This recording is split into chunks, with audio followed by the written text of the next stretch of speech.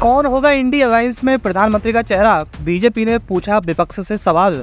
गठबंधन नहीं कर पा रहा है पीएम चेहरे का खुलासा, सभी दल खुद को दे रहे हैं दिलासा। बीजेपी कांग्रेस में छिड़ रही है जुबानी जंग, क्या चुनाव में पड़ेगा इसका असर?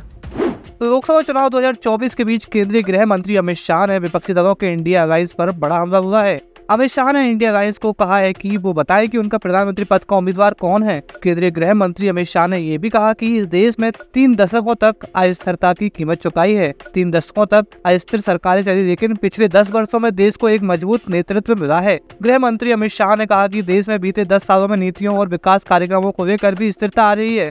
अमित शाह ने आरोप लगाया कि अगर इंडी गठबंधन कहता है कि शरद पवार को 1 साल के लिए पीएम चुना जाएगा, ममता जी को 1 साल के लिए चुना जाएगा, स्टालिन को 1 साल के लिए चुना जाएगा और यदि कुछ बाकी रह गया तो गांधी पीएम बनेंगे, ऐसे देश नहीं चलता। गृह मंत्री अमित शाह ने कहा है कि भारत में 3 दशक तक अस्थिर सरकार रही है, निर्बल प्रधानमंत्री चले, लेकिन 10 साल से देश को एक मजबूत नेतृत्व मिला है। शाह ने कहा है कि मैं देश की जनता को मनपूर्वक अपील करना चाहता हूं कि इसकी कोई संभावना है ही नहीं, लेकिन अगर इंडी गठबंधन को बहुमत मिलता भी है तो देश की जनता जरूर सोचे इसका प्रधानमंत्री कौन बनेगा।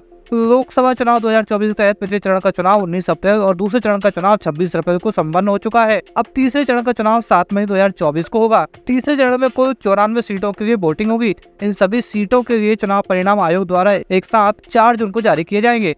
शाह ने कहा कि मैं देश की जनता को मनपूर्वक अपील करना चाहता हूं कि इसकी कोई संभावना है ही नहीं। अगर इंडी गठबंधन को बहुमत मिलता भी है तो देश की जनता जरूर सोचे इसका प्रधानमंत्री कौन बनेगा। इससे पहले यूपी के इटावा पहुंचे अमित शाह ने राहुल गांधी के साथ समाजवादी पार्टी पर जमकर निशाना साधा। अमित शाह ने दावा किया है कि बीजेपी की यूपी में 80 में से 80 सीटें मिलेंगी। जिले के नुमाइश पंडाल में आयोजित जनसभा को संबोधित करते हुए शाह ने कहा कि राम मंदिर दर्शन के लिए अखिलेश यादव, डिम्पल यादव और राहुल बाबा और सोनिया गांधी को ट्रस्ट की तरफ से निमंत्रण दिया गया था, लेकिन वोट बैंक की वजह से श्री राम मंदिर प्राण प्रतिष्ठा में नहीं पहुंचे। शाह ने कहा कि देश को 2 हिस्सों में बांटा गया है, जहाँ एक तरफ घोटाले करने वाले तो वहीं दूसरी तरफ 23 वर्षों तक सीएम और पीएम रहने वाले नरेंद्र मोदी है, जिनके ऊपर भ्रष्टाचार का एक भी आरोप नहीं लगा है। एक तरफ गर्मियों में थाईलैंड भाग जाने वाले राहुल बाबा तो दूसरी तरफ कड़ाके की ठंड में सरहद पर जवानों के साथ त्योहार मनाने वाले प्रधानमंत्री नरेंद्र मोदी है।